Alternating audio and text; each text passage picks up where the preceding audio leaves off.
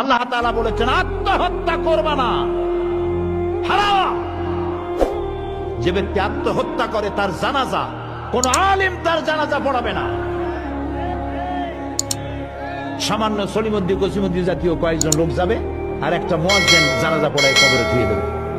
বড় জানাজা হবে না, বড় আলেম জানাজা পড়াবে না, যেহেতু সে জাহান্নামে যাবে। আত্মহত্যাকারী কোথায় যাবে?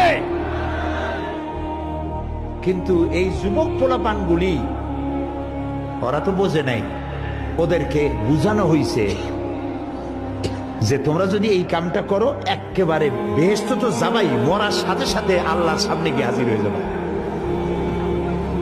আপনারা ক্যারাম বোর্ড খেলা নিশ্চয়ই দেখেছেন অনেকে। আর ভাই কইতে লজ্জা কি, আমিও তো খেলছি ছোটবেলায় ক্যারাম বোর্ড খেলা। এটা কি কোনো গুনাহ নাকি? আমিও খেলছি। ক্যারাম বোর্ড খেলাটা কি? বোর্ডের উপরে কতগুলি এরকমের গুটি থাকে, একটা থাকে লাল, ঠিক না? এখন বোর্ডের উপরে এই গুটিটা আমি মারতেছি, সামনে আর একটা গুটি, কিন্তু সামনের গুটিটা আমার মূল টার্গেট না। এই গুটিকে ওটাকে হিট করবে, সে ধাক্কা খাইয়া মারবে লালটাকে, লালটা পড়ে যাবে পকেটে। কিন্তু যে লালটা পকেটে পড়লো ওই বেচারা জানলো না যে আসলে মূল ধাক্কাটা কে মারছিল। কাজে এই যে যুবক পোলাপানগুলি ইসলামের জন্য জীবন দিতে, জীবন দেওয়া সহজ ব্যাপার না।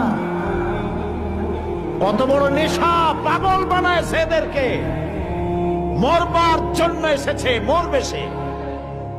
একজনে নাকি মোষ খুব বড় ছিল, হাত দিয়ে মোষ এরকম উঁচা করিয়া তারপরে মদ খাইতেছে বহুত কষ্ট করে।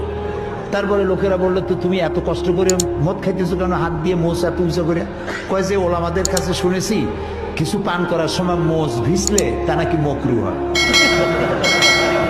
ও খাইতেছে কিন্তু মকরুর ভয় করতেছে।